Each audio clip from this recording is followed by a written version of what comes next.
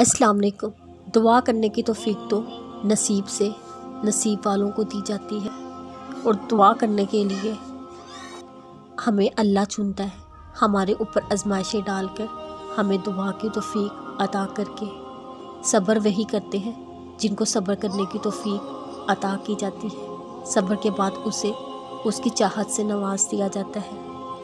ہر چیز کو ناممکن بنا کر وہ تمہیں اپنے آپ سے جوڑنا چاہتا ہے، اور تمہیں اپنے آپ سے جوڑ کر وہ تمہاری ناممکن دعاؤں کو ممکن بنا دیتا ہے۔ اللہ ہماری زندگی میں کچھ بھی ناممکن نہیں بناتا، وہ بس کچھ دیر کے لیے وہ چیز ہم سے دور کرتا ہے کہ ہم دعاؤں سے اپنا بنا سکیں۔ وہ دن دور نہیں جب اللہ تمہیں خوشیاں نصیب کرے گا، وہ تمہارا صبر رائگاں نہیں جانے دے گا، وہ تمہارے لیے کن کا معجزہ کرے گا۔ تمہارا رونا اور تڑپنا یہ تو اللہ نے کچھ وقت کے لیے دیا ہے، تم بس سجدوں میں آنسو بہانا، اللہ سے سب کہہ دیا۔ رب تمہارے ساتھ ہی تو ہے، وہ تمہیں دیکھ تو رہا ہے، بس تم اللہ کی دی ہوئی آزمائشوں کو صبر کے ساتھ سہ جانا، پھر اللہ تمہارے لیے کچھ ایسا کرے گا تم ساختہ رہ جاؤ اتنی زیادہ خوشیاں دے کر۔ وہ غموں کے ہر پل تم سے دور کرتا جائے گا، تمہیں پتہ بھی نہیں چلے گا۔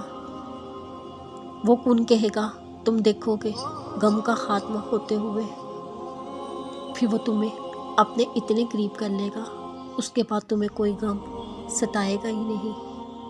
ملے گا تمہیں تمہاری دعاؤں کا جواب، بس تھوڑا صبر۔ ملے گا تمہیں تمہارے صبر کا ثواب، بس تھوڑا صبر۔ ملے گا تمہیں تمہارے درد کا علاج، بس تھوڑا صبر۔ ملے گا تمہاری روتی آنکھوں کو سکون، بس تھوڑا صبر۔ ملے گا تمہاری بے رنگ زندگی کو نور، بس تھوڑا صبر۔ ملے گا تمہیں ہر بند دروازہ کھلا، بس تھوڑا صبر اور۔ ملے گا تمہیں تمہاری خواہشات سے بہت بہترین، بس تھوڑا صبر۔ ہوگا تمہیں بھی کن کا دیدار، بس تھوڑا صبر۔ جو معاملات اللہ کے سپرد کر دیے جاتے ہیں اس پہ اللہ کی بہت خاص قوت پیدا کر دیتا ہے، جس پہ سکون ہوتا ہے۔ تم اگر اس کی رضا کی خاطر کچھ بھی قربان کر دیتے ہو، وہ تمہیں تمہارے غم سے بھر کر نواز دیتا ہے۔ کچھ دعائیں اللہ کو اتنی پیاری لگتی ہیں وہ ان کو سنبھال کر رکھتا ہے۔ وقت لگے گا، کیا معلوم اس دنیا میں تمہارے لیے کن ہو جائے، یا پھر تمہیں اپنی محبت کو جنت میں مکمل ہوتا دیکھو، انشاءاللہ۔